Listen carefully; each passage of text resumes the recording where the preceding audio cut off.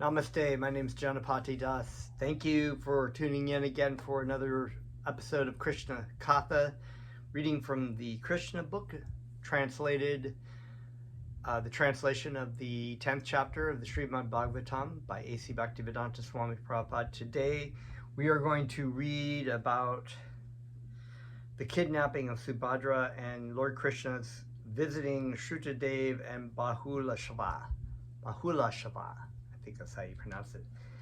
So please accept my respects. Let me offer my respectful obeisances unto my spiritual master, Jagat Guru Siddhaswarapananda Paramhamsa Srila Prabhupada, and to my spiritual grandfather, A.C. Bhaktivedanta Swami Prabhupada, who translated this and gave his purports. And as always, we will start off with the hearing and chanting of Krishna's names, the kirtan, which is the prime benediction for humanity. In this age of Kali, there's only one way, and that is the name, hearing and repeating the name, Harinama, the names and the attributes of the Supreme Personality of Godhead.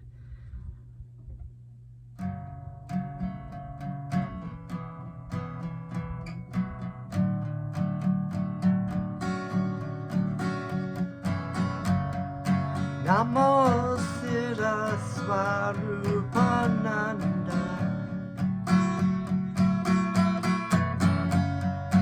Paramahamsa Namine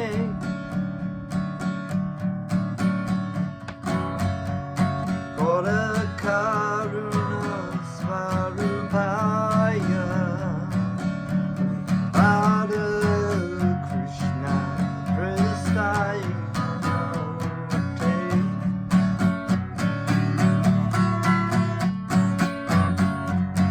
Namo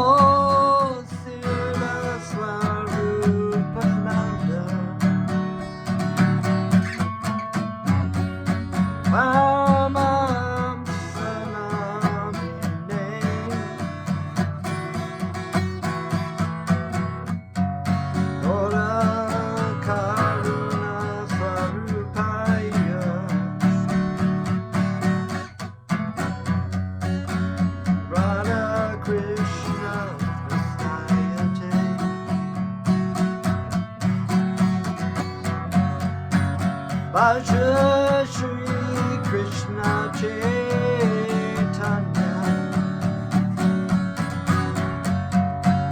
Prabhu Nityananda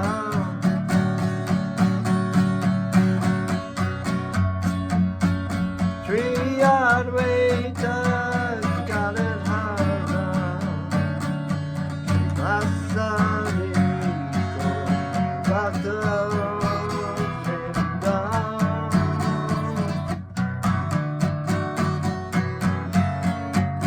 Bhaja Shri Krishna Chaitanya Prabhu Nityananda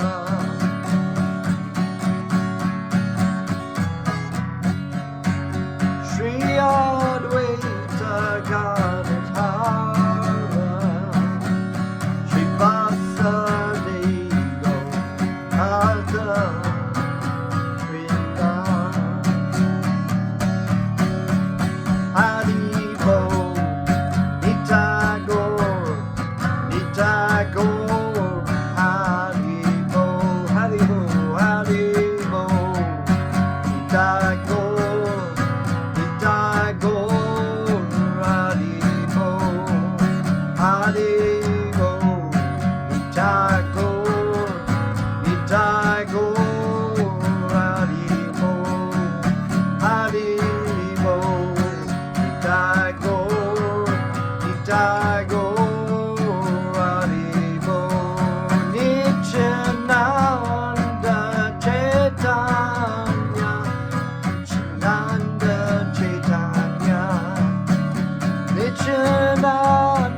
Chaitanya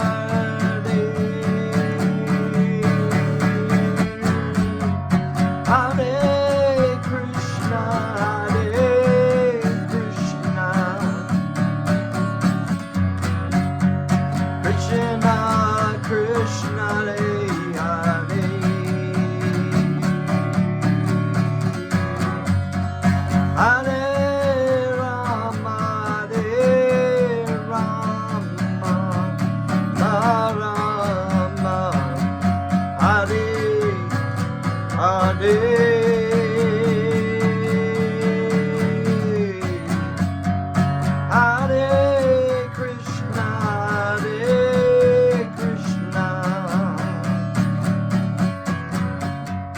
Krishna Krishna, Hare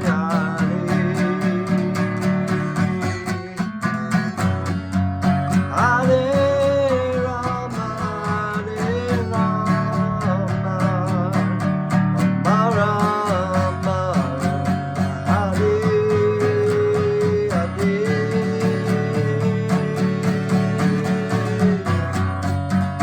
Hare Krishna, Hare Krishna, Krishna Krishna, Hare Hare,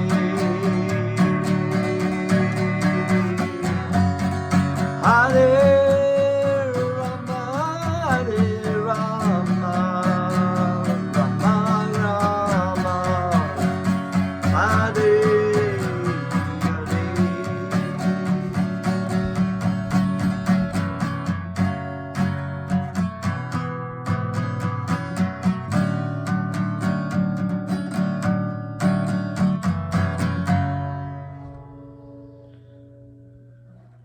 Haribol Krishna.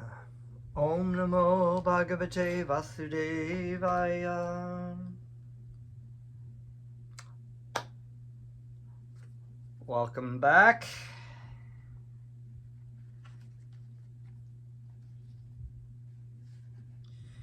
So this is chapter 17, and we are coming to the end of the Krishna book.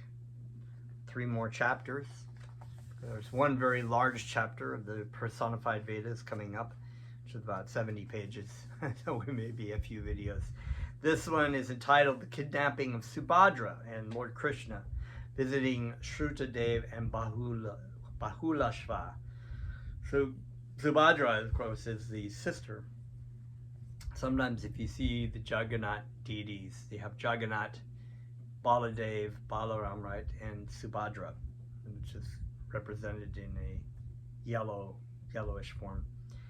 After hearing this incident, King Parikshit became more inquisitive to hear about Krishna and his pastime. So we had been reading about the wonderful chapter on spiritual instruction for Vasudeva and the return of the 6 dead sons of Devaki by Lord Krishna. And you can go back to the last videos to hear about that. Wonderful stories, wonderful spiritual insight. Of course, as always, all stories of Krishna are like that. After hearing this incident, King Parikshit became more inquisitive to hear about Krishna and his pastimes, and thus he inquired from Srutadeva Goswami how his grandmother Subhadra was kidnapped by his grandfather Arjuna at the instigation of Lord Krishna. King Parikshit was very much eager to learn about his grandfather's kidnapping and marriage of his grandmother. Thus, Srutadeva Goswami began to narrate the story as follows. Once upon a time, your grandfather Arjuna, the great hero, was visiting several holy places of pilgrimage, and while he was thus traveling all over, he happened to come to the Prabhasha Kshetra. In the Prabhasha Kshetra, he heard the news that Lord Balaram was negotiating the marriage of Subhadra, the daughter of Arjuna's maternal uncle Vasudeva. Although her father Vasudeva and her brother Krishna were not in agreement with him, Balaram was in favor of marrying Subhadra to Duryodhana. Arjuna, however, desired to gain the hand of Subhadra. And so you remember, actually, in this battle of Kurukshetra, Lord Balaram ended up going on a pilgrimage around India, or Bharat Varsa, because he really wanted to take. He liked fighting. Balaram likes fighting, but he couldn't do that because he knew that Arjuna was going to be the chariot driver, or Krishna was going to be the chariot driver for Arjuna, and Krishna favored the Pandava brothers, and it wasn't like Lord Balaram was inimical to the Pandava brothers, but he did have a relationship with Duryodhana. He taught him the mace, and so therefore as a student he was favorable to him, and he wanted to give Subhadra, although Krishna and the father Vasudeva were more into giving it to Arjuna, right? Arjuna, however, desired to gain the hand of Subhadra.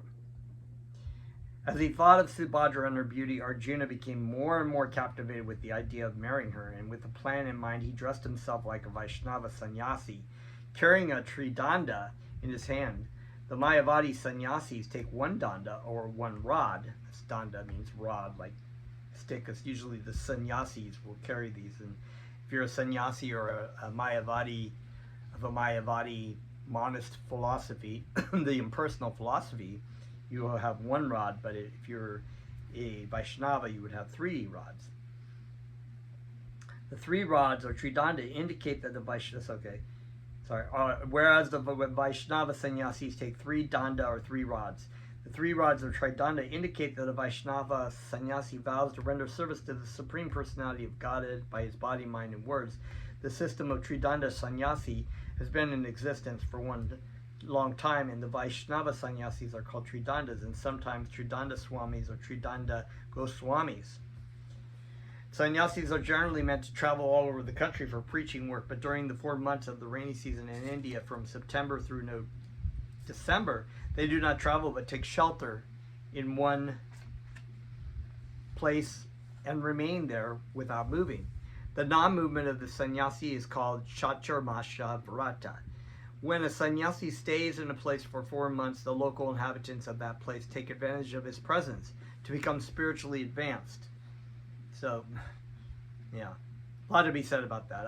That's the system of what it used to be, that the Brahmanas and great Vaishnavas, great spiritual sages, would take the opportunity to travel around. People would go out and, now it's, Taylor Swift. It's like, oh, Taylor Swift's in concert. People don't go see spiritually advanced people. They just, materialists is what they go to see. Arjuna, in the dress of the Tridanda sannyasi, remained in the city of Dwarka for 4 months, devising a plan whereby he could get Subhadra as his wife. The inhabitants of Dwarka, as well as Lord Balaram, could not recognize the sannyasi to be Arjuna. Therefore, all of them offered their respect and obeisances to the sannyasi without knowing the actual situation. One day, Lord Balaram invited this particular sannyasi to lunch at his home. Balaramaji was respectfully offered him all kinds of palatable dishes, and the so-called sannyasi was eating sumptuously. While eating at the home of Balaramaji, Arjuna was simply looking over the beautiful Subhadra, who was very enchanting, even to the great heroes and kings. Out of love for her, Arjuna's eyes brightened, and he began to see her with glittering eyes. Arjuna decided that somehow or other he would achieve Subhadra as his wife, and his mind became agitated on account of this strong desire. It was just, of course, Arjuna is a great devotee of Krishna, and this is a wonderful pastime. But it is true. This is how it works, I've been reading this story, a similar story of Ajamila in the Srimad Bhagavatam. And Ajamila, of course, was a great Brahmana who, as a Brahmana, you're a very chaste and religious person. But by one glance, he happened to, see a prostitute in the bushes with a man. He visually caught that and saw them engage in sexual intercourse. And by that one glance, lust was ignited in his mind. The desire was, you think about like, oh, wow, okay. Even if it's not sexual, it's always sexual, because, with boys and girls, there is a natural material desire between boys and girls that sometimes, the symptoms are there. The boys start sweating, the body starts getting agitated, the mind gets agitated, you can't think of anything but the person, and it's just like, so it is true, his mind became agitated on account of this strong desire. So the mind is actually agitated by strong desire. So it's true of the material world. The desire to own and control, the desire to have something causes the mind to constantly be thinking about it, and the mind wants to be able to fulfill that. So that's a side point, but it's a good thing that Bhaktivedanta put that there, because it's the truth. The mind becomes agitated on the account of strong desire between men and women, right? Arjuna, the grandfather of Maharaj Parikshit, was himself extraordinarily beautiful, and his bodily structure was very much attractive to Subhadra. Subhadra also decided within her mind that she would accept only Arjuna as her husband. As a simple girl, she was smiling with great pleasure looking at Arjuna. So here we go, this is like, it's already there. Thus, Arjuna also became more and more attracted by her. In this way, Subhadra dedicated herself to Arjuna and resolved to marry her by any means. He then became absorbed 24 hours a day in the thought of how he could get Subhadra as his wife. He was affected with the thought of getting Subhadra and had not a moment's peace of mind. Imagine that. This is the wonderful thing of Krishna consciousness. If you can think about Krishna 24 hours a day and redirect that desire for love in the material world between boys and girls, your goal of life will be successful. You'll be thinking about Krishna sometimes, and same kind of symptoms, but it's a transcendental. Whereas this idea of like, I must have this wife, I must have this woman, I must have this man, and people think usually what happens, and this is a different kind of situation, but usually what happens is people think, they're like, oh, there's my love, he's so perfect, or she's so perfect, and then of course, the reality sets in once you've gotten it, and then you're like, after a while it gets old, and you're agitated by the person, you got to get away. So it's just like mukti bhukti situation. Mukti, you must have, you have a bhukti, which is sense desire or sense gratification. You got to have the thing, and then mukti, which is the liberation from that thing that's causing you pain now. So these Bhaktivedanta and Bhaktisiddhanta Saraswati refer to as the two witches of allurement. In this world, we're constantly either trying to get the material items or get rid of unwanted things. Unwanted, either the woman,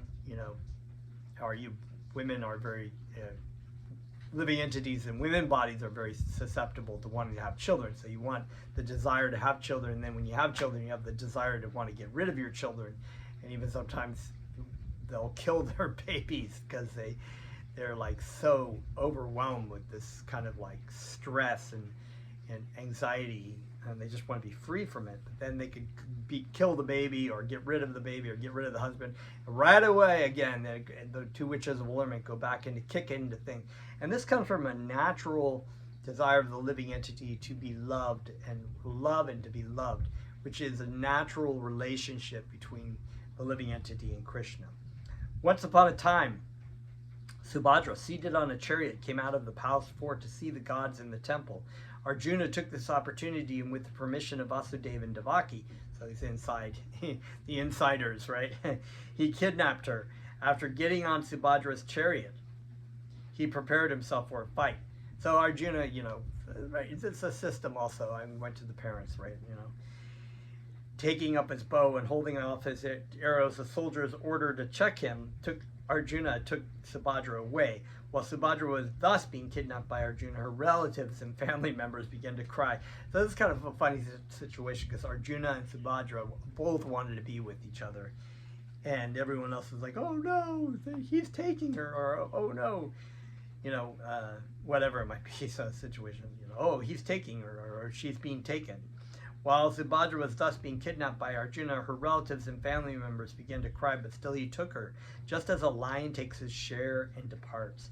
But it was disclosed to Lord Balaram that the so-called sannyasi was Arjuna, and that he had planned such a device simply to take away Subhadra, and that he had actually taken her. He became very angry. Whoa, we can tell in the situation when Lord Balaram gets angry, like in the king of Raja, right, and Rukmi, and they're laughing at him. He killed them, and then the king of Kashi, King of Kashi, he was showing his teeth to Balaram every time while he was mocking him, right, for losing. And Balaram got pissed off because he was showing his teeth. He knocked his teeth out and broke his beautiful teeth, right? Kings are very puffed up. They like to, they like looking very beautiful and whatnot. And the teeth are a sign of great beauty, right? So Balaram just, so watch out. Balaram is angry. It's going to be like it's like it says here, just like waves on the ocean become agitated on a full moon day. Sometimes you go out there in Hawaii on the beach and it's like, the waves are, whereas the night before it was very glassy, right? Lord Balaram became greatly disturbed. Lord Krishna was in favor of Arjuna, therefore, along with the other members of the family, tried to pacify Balaram by falling at his feet and begging him to pardon Arjuna. Lord Balaram was then convinced that Subhadra was attached to Arjuna. Oh, he was, Krishna talks him out of it, The matter was settled. So Lord Balaram, realized, oh, well, they actually really like each other, so that's fine. And in order to please the newly married couple, Lord Balaram arranged to send a dowry consisting of an abundance of riches, elephants, chariots, horses, servants, and maidservants. So you can imagine that Arjuna, this sort of animosity between the Pandavas and Duryodhana and his brothers was constantly being stoked because they were outplaying them, out defeating them, or whatever. And he was always looking for ways to kind of get back at Arjuna or get back at the Pandavas. And so here again was another, one situation was when they were in the palace and he fell down and they all laughed at him while falling in the water at the palace during the Rajasuya sacrifice. And then also to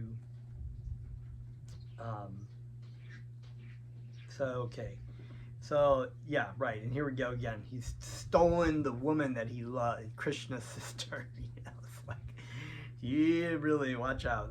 That's where this anger comes in.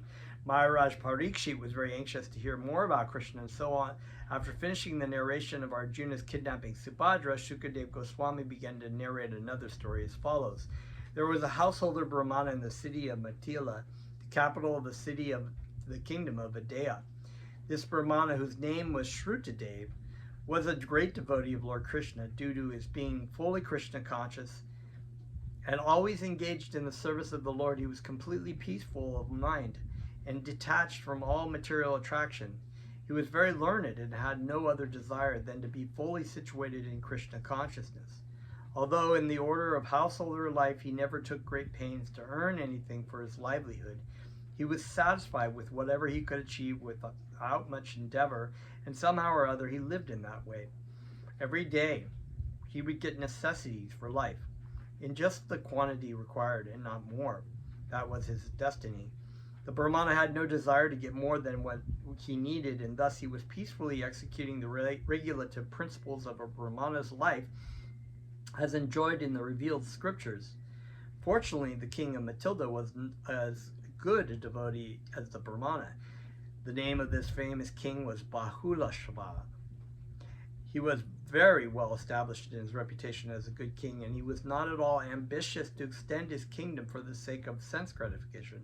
As such, both the Brahmana and King Bahulasva remained pure devotees of Lord Krishna and Mithila. Since Lord Krishna was very merciful upon these two devotees, King Bahulasva and the Brahmana, Srutadeva, he one day asked his driver Daruka to take his chariot into the capital city of Mithila. Lord Krishna was accompanied by the great sages Narada, Vamanadeva, Atri, Vyasadeva, Parashuram, Ashita, Aruni, Brihaspati, Kanva, Maitreya, Kayavana, and others. Lord Krishna and the sages were passing through many villages and towns, and everywhere the citizens would receive them with great respect and offer them articles in worship. When the citizens came to see the Lord and all of them assembled together in one place, it seemed that the sun was present along with its various satellite planets.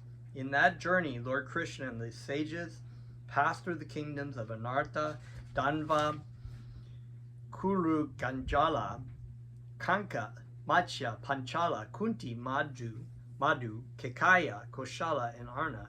And thus all the citizens of these places, both men and women, could see Lord Krishna eye to eye. In this way they enjoyed celestial happiness, and with open hearts full of love and affection for the Lord. And when they saw the face of the Lord, it seemed to them that they were drinking nectar through their eyes. When they saw Krishna, all the ignorant misconceptions of their lives dissipated. When the Lord passed through the various countries and the people came to visit him, simply by glancing over them, the Lord would bestow all good fortune upon them and liberate them from all kinds of ignorance. In some places, the demigods would join with the human beings, and their glorification of the Lord would cleanse all directions of all inauspicious things. In this way, Lord Krishna slowly and gradually reached the kingdom of Adaya. Very beautiful. Just like this said that the sunlight will purify all inauspicious, or more than inauspicious, but just purify the areas, like will purify urine or purify bacteria. That's why it's oftentimes you put things out in the sun, right? Krishna is like the sun, and all inauspiciousness will dissipate around him. When the news of the Lord's arrival was received by the citizens, they all felt unlimited happiness and came to welcome him, taking gifts in their hands to offer. As soon as they saw Lord Krishna, their hearts immediately bloomed in transcendental bliss, just as a lotus flower blooms on the rising of the sun. Beautiful. Previously, they had simply heard the names of the great sages, but have never seen them. Now, by the mercy of Lord Krishna, they had the opportunity of seeing both the great sages and the Lord himself. So very wonderful, able to see Krishna and his great devotees.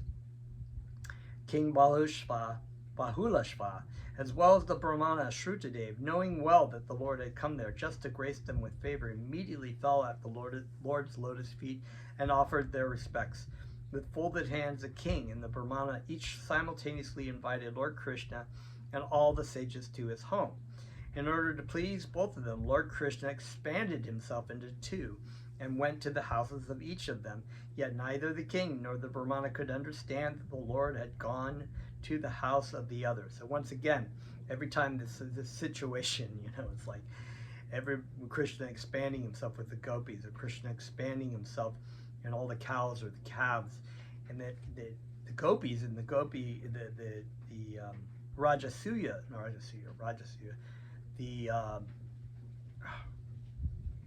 why am I drawing a blank? The rasa dance. They all thought that Krishna was with them by himself, or when Krishna would be with all the queens, and simultaneously they were like, oh look, Krishna's spending time with me and leaving all these other queens. Very wonderful. So in order to equally satisfy his devotees, he split himself into two, same Krishna, and went into the house of each of them. Yet neither the king nor the Brahmana could understand that the Lord had gone to the house of the other. Both thought the Lord had gone only to his own house, that he and his companions were present in both houses, although both the Brahmana and the king thought he was present in his house only, is another opulence of the Supreme Personality of Godhead. This opulence is described in the revealed scriptures as Vaibhava Prakasha. Similarly, when Lord Krishna married 16,000 wives, he also expanded himself into 16,000 forms, each one of them as powerful as he himself. Similarly, in Vrindavan, when Brahma stole away Krishna's cows, calves, and cowherd boys, Krishna expanded himself into many new cows, calves, and cowherd boys. Bahulasva, the king of Adaya, was very intelligent and was a perfect gentleman. He was astonished that so many great sages, along with the Supreme Personality of God, were personally present in his home. He knew perfectly well that the conditioned soul, especially when engaged in worldly affairs, cannot be 100% pure, whereas the Supreme Personality of Godhead and his pure devotees are always transcendental to worldly contamination. Therefore, when he found that the Supreme Personality of Godhead, Krishna, and all the great sages were at his home, he was astonished, and he began to thank Lord Krishna for his causeless mercy. Feeling very much obliged and wanting to receive his guest to the best of his capacity, he called for nice chairs and cushions, and Lord Krishna, along with all the sages, sat down very comfortably. At that time, King Bahulasva's mind was very restless, not because of any problems, but because of great ecstasy of love and devotion. So, we were talking about this thing about the agitation of the mind in material love, or material lust, right, I should say, actually, versus this pure version of love for God, right? So the so-called love of body, the external body, or upon other persons, is a perverted form of transcendental love. And this is an example of transcendental love. As the king was looking at Krishna, he arranged to wash the feet of his divine guests, and after washing them, he and his family members sprinkled the water on their own heads. After this, he offered to the guests nice flower garlands, sandalwood pulp, incense, new garments, ornaments, lamps, cows, and bowls. In a manner just befitting his royal position, he worshipped each one of them in this way. When all had been fed sumptuously and were sitting very comfortably, Bahulasva came before Lord Krishna and caught his lotus feet. He placed them on his lap, and while massaging the feet with his hands, he began to speak about the glories in a sweet voice. My dear Lord, you are the super soul of all living entities, and as witness within the heart, are cognizant of everyone's activities. As such, being duty-bound, we always think of your lotus feet so that we can remain in a secure position without deviating from your eternal service. As a result of our continuous remembrance of your lotus feet, you have kindly visited my place personally to favor me with your causeless mercy. So Bhaktivedanta Swami Prabhupada is likened this material world as a dangerous existence, danger at every step, that we should constantly be focused on the feet of Lord Krishna and the great sages, the great pure devotees of Krishna, to, as I say, remain in a secure position without deviating from your eternal service, right? Because the material, it's so easy to slip out of that and to fall down. So we should always pray that we can always remember Krishna and Krishna's lotus feet. Your devotees are dear to you. Sorry, let me back up a little bit. We have heard, my dear Lord, that by your various statements you confirm your pure devotees to be more dear to you than Lord Balaram or your constant servitor, the goddess of fortune. Your devotees are dearer to you than your first son, Lord Brahma, and I am sure that you have so kindly visited my place in order to prove your divine statement. I cannot imagine how people can be godless and demoniac, even after knowing of your causeless mercy and affection for your devotees who are constantly engaged in Krishna consciousness. How can they forget your lotus feet? Good question, right? A question we can meditate upon. My dear Lord, it is known to us that you are so kind and liberal that when a person leaves everything just to engage in Krishna consciousness, you sometimes give yourself in exchange for that unalloyed service. You have appeared in the Yadu dynasty to fulfill your mission of reclaiming all conditioned souls rotting in the sinful activities of material existence. And this appearance is already famous all over the world. My dear Lord, you are the ocean of unlimited mercy, love, and affection. Your transcendental form is full of bliss, knowledge, and eternity, Satchit Ananda. Right? You can attract everyone's heart by your beautiful form as Shama Sundar Krishna. Your knowledge is unlimited, and to teach all people how to execute devotional service, you have sent your incarnation Nara Narayan, who is engaged in severe austerities and penances at Badarina Anna. Oh gosh, how do I say that? Badarina Rayana. Kindly therefore accept my humble obeisances at your lotus feet. My dear Lord, I beg to request you and your companions, the great sages and Brahmanas, to remain at my place so that this family of the famous King Nimi may be sanctified by the dust of your lotus feet for at least a few days. Lord Krishna could not refuse the request of his devotees, and thus he remained there for a few days along with the sages in order to sanctify the city of Mathila and all its citizens. Meanwhile, The Brahmana, simultaneously receiving Lord Krishna and his associates at his home, became transcendently overwhelmed with joy. After offering his guests nice sitting places, the Brahmana began to dance, throwing his wrap around his body. Srutadeva, not being at all rich, offered only mattresses, wooden planks, straw carpets, etc., to his distinguished guests, Lord Krishna and the great sages, but he welcomed them to his best capacity. So a really important point, and this comes with some additional stories.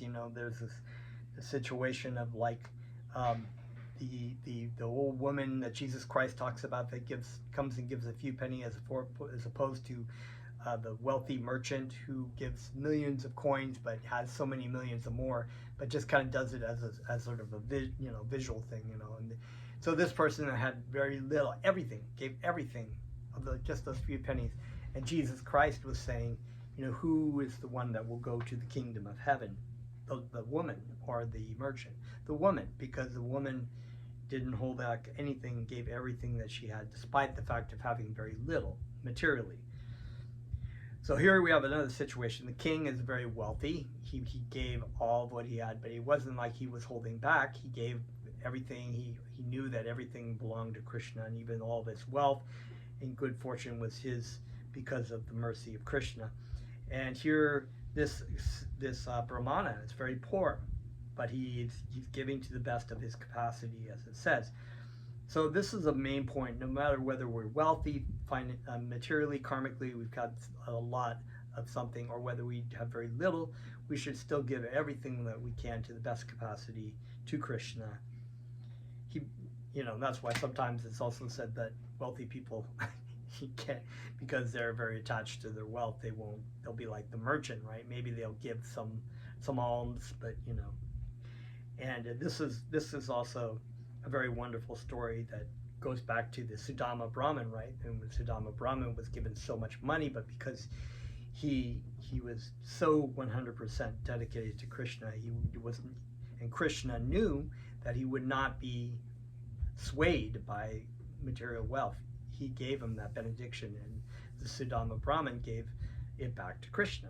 So while Srutadeva was welcoming Lord Krishna and his associates, he simply forgot himself in transcendental joy. Okay, I want to back up a little bit because I skipped some parts here.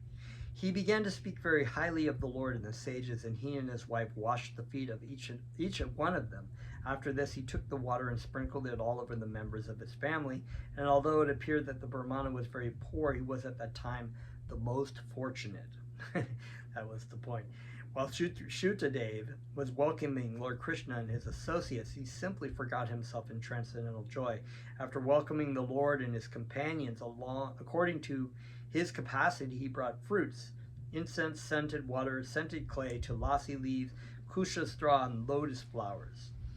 So another thing, another story that made me think about, there was a story in the Bible of the prostitute that Mary Magdalene, I think might have been, came and used the very expensive oil that she had in anointing Jesus with it. And so understanding that she wanted to offer all of the valuables, everything that she had, and of course the Pharisees are in the room, because he was there with the rabbis and the Pharisees, and they were just disgusted by this, supposedly sinful person, and she's using all this expensive oil, she could have fed the poor and blah blah blah blah, and well, they don't really do that either. So it's like, and he was like, you came in here and you didn't even give me a nice place to sit. You didn't recognize me as a devotee of Krishna, a devotee of God, but this woman, who is apparently sinful person, gave me this very expensive oil, anointed me with it in great devotion. Whose place in heaven will be secure for that? Not you. While Srutadeva was welcoming Lord Krishna and associate, so after welcoming him, the Lord and his companion, according to his capacity, he brought fruits, incense, scented water, scented clay, tulasi leaves, kusha straw, and lotus flowers. They were not very costly items and could be secured very easily, but because they were offered with devotional love, that's the key, Lord Krishna and his associates accepted them very gladly. And that is, of course, in the Bhagavad Gita. If one offers me a fruit, a leaf, it's chapter 9, right? Fruit, leaf, a flower, a little bit of water, I would, with love and devotion, I will gladly accept it. So Krishna doesn't really need, he doesn't need a leaf and flower. He doesn't even need all these wealthy, money or anything. It all belongs to him anyways. What he does want is the love and devotion from his devotees. That's the key. He also says that in the Bhagavad Gita, if one does not offer me with love and devotion these things, I will not accept them. Brahmana's wife cooked very simple foods like rice and dal, and Lord Krishna and his followers were very pleased to accept them because they were offered in devotional love. When Lord Krishna and his associates were fed in this way, the Brahmana Srutadeva was thinking this: I am fallen into the deep, dark well of householder life and am the most unfortunate person. How is it become that Lord Krishna, who is the Supreme Personality of Godhead, and his associates, the great sages, whose very presence make a place as sanctified as a pilgrimage site, have agreed to come to my place? While the Brahmana was thinking in this way, the guests finished their lunch and sat back very comfortably. At that time, the Brahmana Srutadeva and his wife, children, and other relatives appeared there to render service to the distinguished guests. While touching the lotus feet of Lord Krishna, the Brahmana began to speak. My dear Lord, he said, you are the Supreme Person, Purushottam, situated transcendently to the manifested and unmanifested material creation. The activities of this material world and of the conditioned souls have nothing to do with your position. We can appreciate that it is not that only today you have given me your audience. You are associating with all the living entities as Paramatma since the beginning of creation. So this is the Lord in the heart. Krishna is always with us, giving us guidance, and also giving us the things that we think will make us happy, but don't, gives us a free will. The statement of the Brahmana is very instructive. It is a fact that the Supreme Personality of Godhead in his Paramatma feature entered the creation of this material world as Mahavishnu, Garbhodakshai Vishnu, and Kshirodakshai Vishnu. And in a very friendly attitude, the Lord is sitting along with the conditioned soul in his body. That we know this is in the my brains today.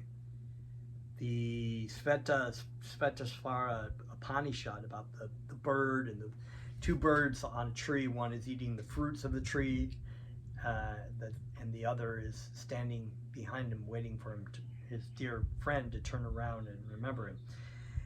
So, therefore, every living entity has the Lord with him from the very beginning, but due to his mistaken consciousness of life, the living entity cannot understand this. People say, where is God? Where is God? God is with you.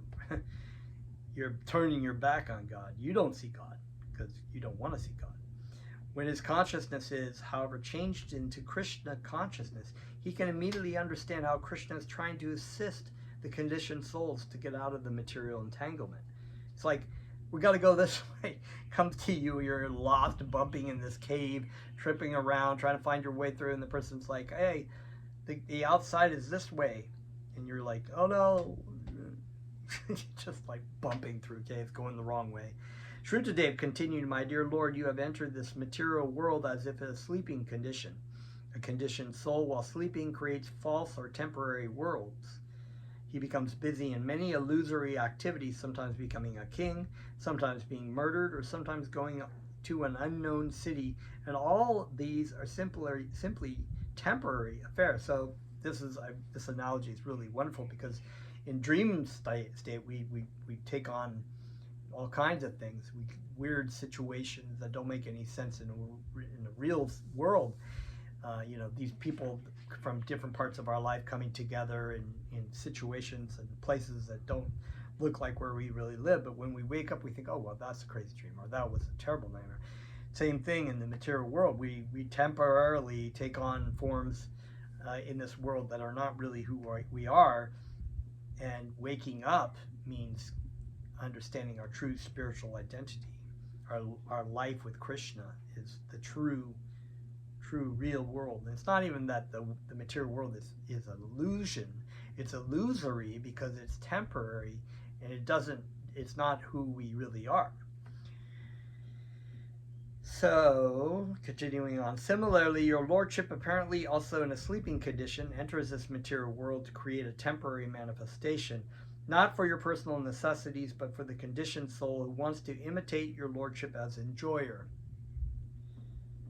The conditioned soul's enjoyment in the material world is temporary and illusory, and yet the conditioned soul is by himself unable to create such a temporary situation for his illusory enjoyment. In order to fulfill his desires, although they are temporary and illusory, you enter into this temporary manifestation to help him. So another thing, this was also in the Bhagavad Gita, although, and I can't quote the verse, but it's basically when you're doing all these things in this material world, apparently eating, sleeping, seeing, walking from here to there, evacuating, sleeping, all these kinds of things, you're actually not doing that. The living entity is not doing that. That is just the body and the awareness of the mind that your body is doing these things. And you actually are just enacting your desires, and the demigods are enacting your body to move, and so it's a pretty trippy kind of thing, like, oh, okay, you're just observing this thing going on, like in the back seat of a car that's going over a cliff, I guess you could say. You enter in this temporary manifestation to help him. Thus, from the beginning of the conditioned soul's entering into the material world, you are his constant companion. When therefore the conditioned soul comes in contact with a pure devotee and takes to devotional service, beginning from the process of hearing your transcendental pastimes, glorifying your transcendental activities, worshiping your eternal form in the temple, offering prayers to you, and engaging in discussion to understand your transcendental position, he then gradually becomes freed from the contamination of material existence. His heart becomes cleansed of all material dust. And this is, Lord Chaitanya's prayer. Oh, glories to the congregational chanting of Krishna's names, which cleanses the heart of all the material dust which has accumulated for years together, right? The hearing and chanting, the engaging in the service of Krishna in this way, in other ways, devotional service, Krishna consciousness, cleanses the dust on the heart and makes it so that we're able to see. And gradually you become visible in the heart of the devotee. Although you are constantly with the conditioned souls, only when he becomes purified by devotional service do you become revealed to him. Others who are bewildered by fruitive activities, either by Vedic injunction or customary dealings, and who do not take to devotional service, become captivated by the external happiness and bodily concept of life. You are not revealed to such persons. Rather, you remain far, far away from them. But for one who, being engaged in your devotional service, has purified his heart by constantly chanting of your holy name, you become very easily understood as his eternal, constant companion. Jai Shri Krishna. It is said that your lordship, sitting in the heart of the devotee, gives him direction by which he can very quickly come back home, back to you. This direct dictation by you reveals your existence within the heart of the devotee. Only a devotee can immediately appreciate your existence within his heart, whereas for a person who has only a bodily concept of life and is engaged in sense gratification, you always remain covered by the curtain of Yoga Maya. Such a person cannot realize that you are very near, sitting within his heart. This is like, the atheist who is in desire of wanting to be God has been given this veil over his eyes, as it said in the Quran also, that Allah will put a stone over your heart. It's like, it's by choice, right? And only when you've been beaten up enough times in the material world, that maybe you'll start to wonder why it is like that you start to inquire. You start to have a little bit of light through the rock. So people don't even know. They're like, where's God? Where's God? I don't see God. They don't even know that they don't even have that vision to be able to see God. For a non-devotee, you are appreciated only as ultimate death. Yes. The difference is like the difference between a cat's carrying its kittens in its mouth and a cat's carrying a rat in its mouth. In the mouth of the cat, the rat feels its death, whereas the kitten in the mouth of the cat feels motherly affection. Similarly, you are present to everyone, but the non-devotee feels you as ultimate cruel death, whereas for a devotee, you are the supreme instructor and philosopher. The atheist therefore understands the presence of God as death, but the devotee understands the presence of God always within his heart, takes dictation from you, and lives transcendently, not being affected by the contamination of the material world. You are the supreme controller and superintendent of the material nature's activities. The atheistic class of men simply observe the activities of material nature, but cannot find you as the original background. A devotee, however, can immediately see your hand in every movement of material nature. It's where you see God everywhere, right? Because God is in your heart, and God is showing you in himself present everywhere. The curtain of Yoga Maya cannot cover the eyes of the devotee of your lordship, but it can cover the eyes of the non-devotee. The non-devotee is unable to see you eye to eye, just as a person whose eyes are interrupted by the covering of a cloud cannot see the sun, although persons who are flying above the cloud can see the sunshine brilliantly. As it is, my dear Lord, I offer my respectful obeisances unto you. My dear self-effulgent Lord, I am your eternal servitor. Therefore, kindly order me, what can I do for you? The conditioned soul feels the pang of material contamination as threefold miseries as long as you are not visible to him. And as soon as you are visible by development of Krishna consciousness, all miseries of material existence simultaneously become vanquished.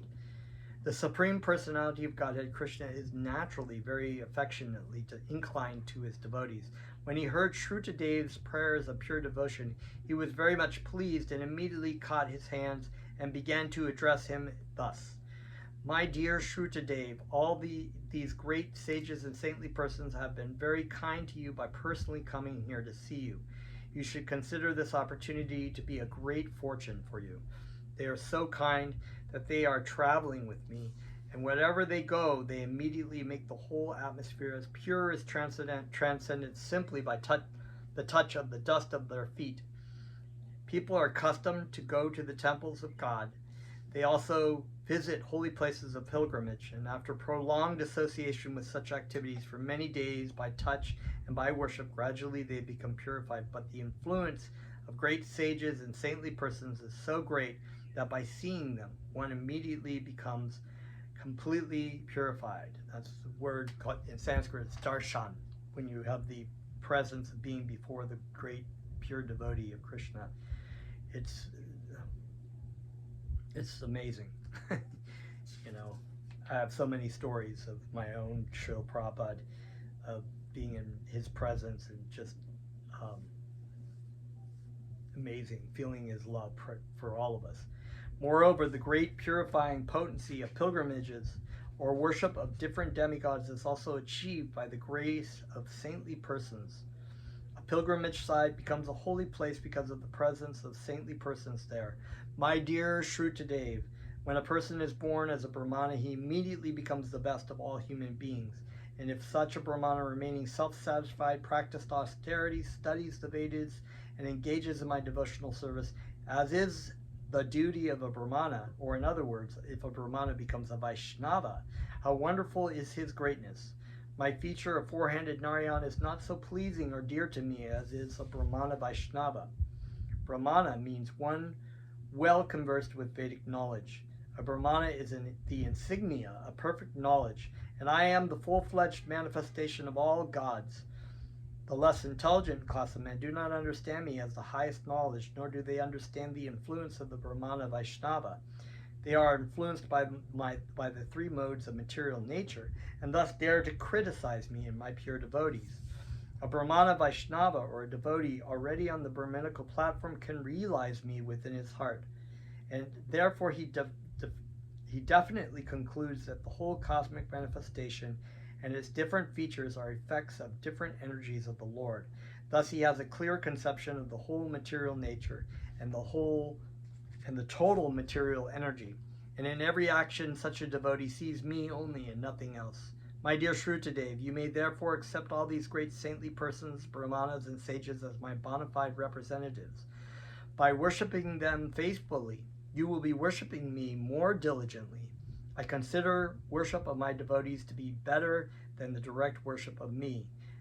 If someone attempts to worship me directly without worshiping my devotees, I do not accept such worship, even though it may be presented with great opulence. So, very important point. We must always give our respects to the pure devotee of Krishna and worship him. By doing such, we are also worshiping Krishna. But without the glorification of the devotee of Krishna, there is no entrance. In this way, both the Brahmana, Srutadeva, and the king of Mithila, under the direction of the Lord, worship both Krishna and his followers, the great sages and saintly Brahmanas, on an equal level of spiritual importance. So this is an extremely important message for us about giving respects and our respectful obeisances. That's why it is said, there is a prayer that is said in the Uddhava Gita. The great sage Prabhupada said to King Nimi, "My dear king, a disciple should accept the spiritual master not only as spiritual master, but also as a representative of the Supreme Personality of Godhead and the Supersoul. In other words, a disciple should accept the spiritual master as God, for he is the external manifestation of Krishna." Then that goes on. Krishna said to Uddhava, "My dear Uddhava, the spiritual master must be accepted not only as my representative, but as my very self. He must never be considered on the same level with an ordinary human being. One should never be envious of the spiritual master as one may be envious of an ordinary man. The spiritual master should always be seen as the representative of the Supreme Personality of Godhead, and by serving the spiritual master, one is able to serve all the demigods." My dear Spirit, Srila Prabhupada has instructed us to pray these prayers every day and to meditate upon them. So it's a very wonderful and important lesson that's also reflected here in this story.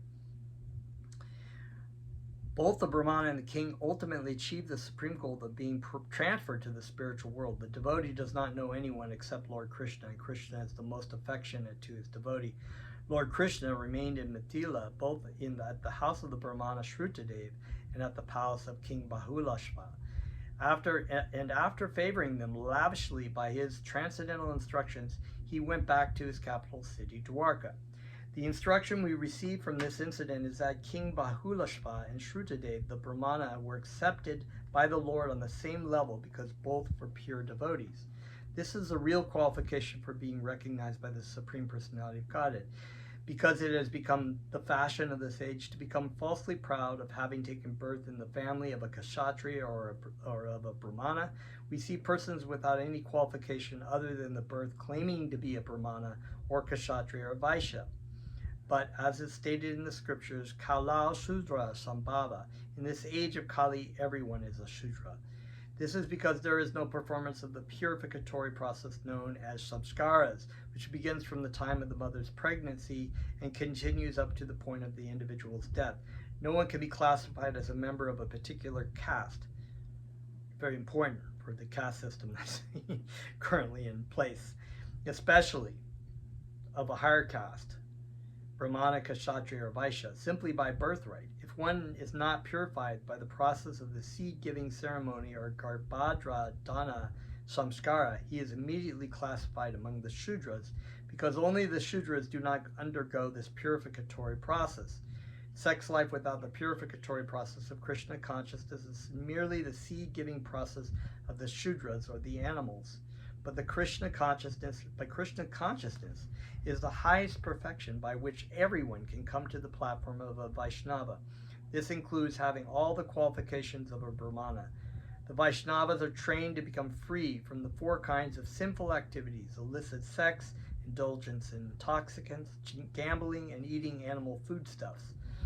No one can be on the Brahminical platform without having these preliminary qualifications, and without becoming a qualified Brahmana, one cannot become a pure devotee.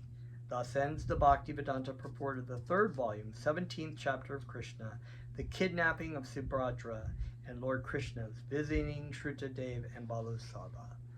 Jaya Shri Krishna, Jaya Srila Prabhupada.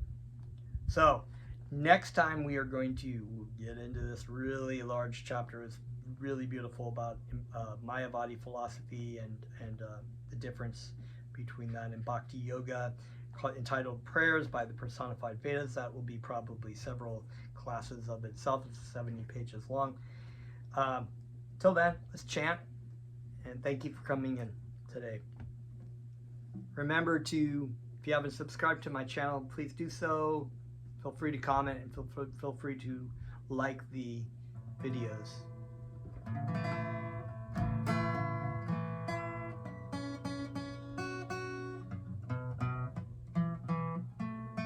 Quick tuning.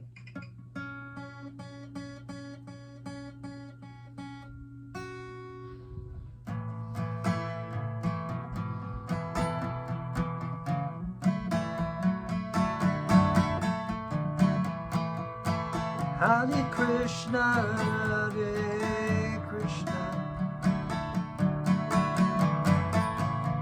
Krishna Krishna, Hare Hare, Hare Rama, Hare Rama, Rama Rama,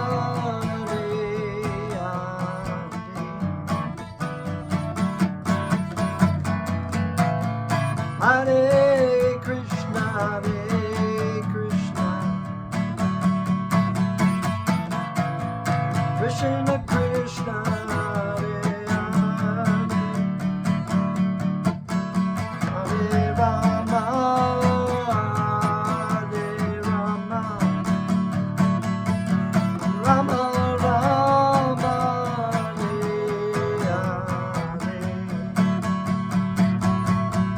Hare Krishna, Krishna Krishna, Hare Hare, Hare Rama, Rama, Rama Rama, Hare Hare, Hare Krishna, Krishna Krishna, Hare Hare, Hare Rama, Rama, Rama Rama,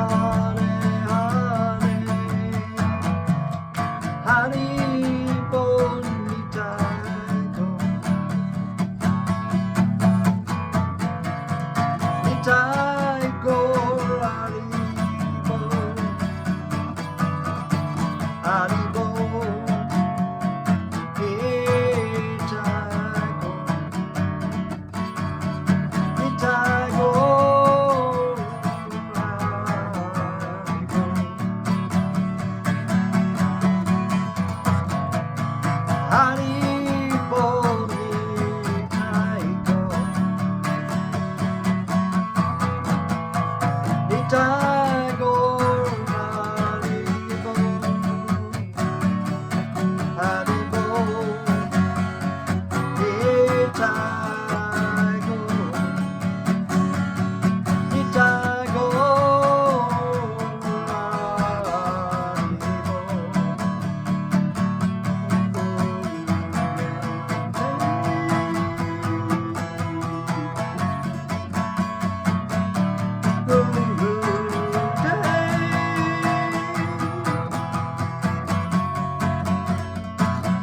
Jaya Srila Prabhupada, Jaya Srila Prabhupada, Jaya Srila Prabhupada, Jaya Srila Prabhupada.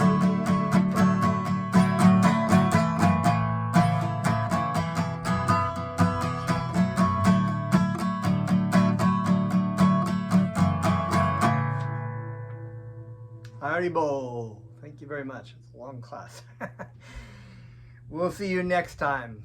Namaste.